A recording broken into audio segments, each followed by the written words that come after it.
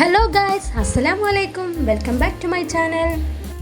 ബ്രേക്ക്ഫാസ്റ്റിന് പഞ്ഞി പോലൊരു അപ്പവും ചിക്കൻ ബോൺ കൊണ്ട് ടേസ്റ്റി ആയിട്ടുള്ള ഒരു കറിയും ഉണ്ടാക്കുന്നത് എങ്ങനെയെന്ന് നോക്കിയാലോ? അപ്പോൾ നമുക്ക് വീഡിയോയിലേക്ക് പോവാം.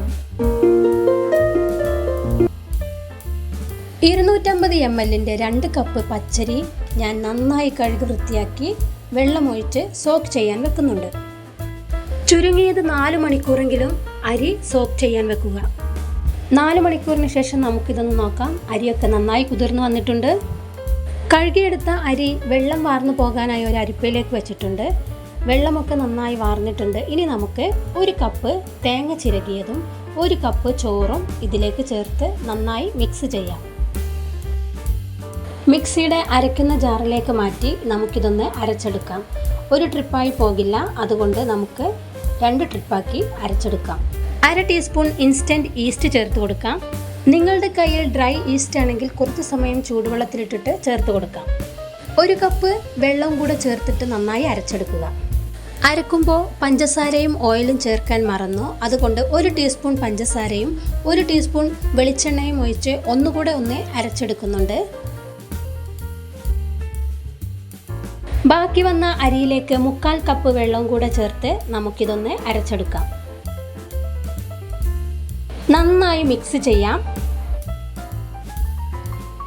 ആവശ്യത്തിന് ഉപ്പ് കൂടെ ചേർത്ത് നന്നായി ഒന്നുകൂടെ മിക്സ് ചെയ്യാം. നിങ്ങൾക്ക് കാണുമ്പോൾ മനസ്സിലാകുമല്ലോ, ഇതാണ് മാവിൻ്റെ പാകം. ചുരുങ്ങിയത് 8 മണിക്കൂറെങ്കിലും മാവ് നന്നായി അടച്ചു വെക്കുക. 8 മണിക്കൂറിന് ശേഷം തുറന്നു നോക്കിയപ്പോൾ ഇത് കണ്ടോ, നന്നായി പൊങ്ങി വന്നിട്ടുണ്ട്. ഇനി ഇത് ചെറുതായിട്ടൊന്ന് മിക്സ് ചെയ്ത് കൊടുക്കാം.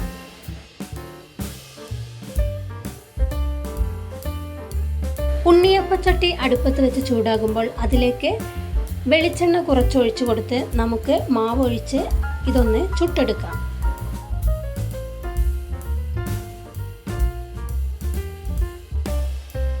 ഒന്ന് അടച്ചു വെച്ച് വേവിച്ചതിന് ശേഷം 2 പുറവും തിരിച്ചും മറിച്ചുമിട്ട് വേവിച്ച് നമുക്കിത് ചട്ടിയിൽ നിന്നും മാറ്റാം.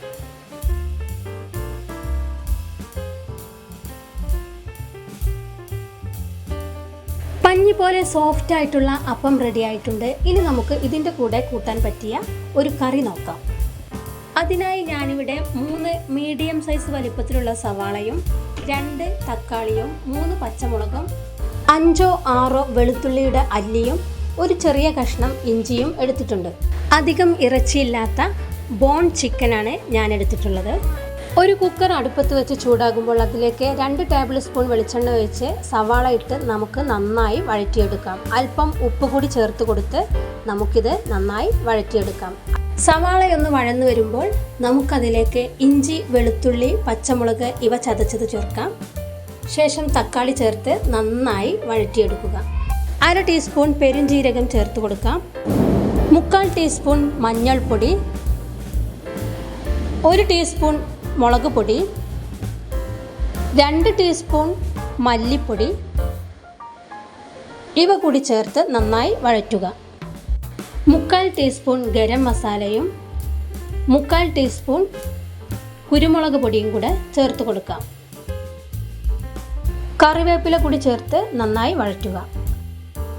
ഉള്ളിയും തക്കാളിയും ഒക്കെ നന്നായി വഴണ്ടതിന് ശേഷം പൊടികളുടെ പച്ചമണം മാറിയ ശേഷം നമുക്ക് ആവശ്യത്തിന് വെള്ളം ഒഴിച്ച് ഇറച്ചി കഷ്ണങ്ങൾ അതിലേക്ക് ഇട്ട് കൊടുക്കാം.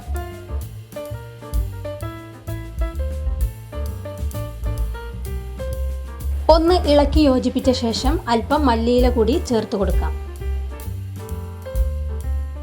ഇനി കുക്കർ മൂടി വെച്ച് 2 വിസിൽ വരുന്നത് വരെ നമുക്ക് വെയിറ്റ് ചെയ്യാം. 2 വിസിൽ വന്നാൽ ഫ്ലെയിം ഓഫ് ചെയ്യാം. ആവിയൊക്കെ പോയി കഴിഞ്ഞ് നമുക്ക് കുക്കറൊന്ന് തുറന്ന് നോക്കാം. ഇറച്ചി കഷ്ണങ്ങളൊക്കെ നന്നായി വെന്ത് നല്ല ടേസ്റ്റി ആയിട്ടുള്ള കറി റെഡി ആയിട്ടുണ്ട്. അല്പം മല്ലിയില കൂടി തൂവി നമുക്കിത് സെർവ് ചെയ്യാം. നമ്മുടെ പഞ്ഞി പോലുള്ള അപ്പവും ചിക്കൻ ബോൺ കറിയും റെഡി ആയിട്ടുണ്ട്. തീർച്ചയായും നിങ്ങൾ ഇത് ഉണ്ടാക്കി നോക്കി എല്ലാവരുടെയും അഭിപ്രായങ്ങൾ കമൻറ്റായി രേഖപ്പെടുത്തുക. ഇഷ്ടമായാൽ ചാനലൊന്ന് സബ്സ്ക്രൈബ് ചെയ്ത് സപ്പോർട്ട് ചെയ്യുക.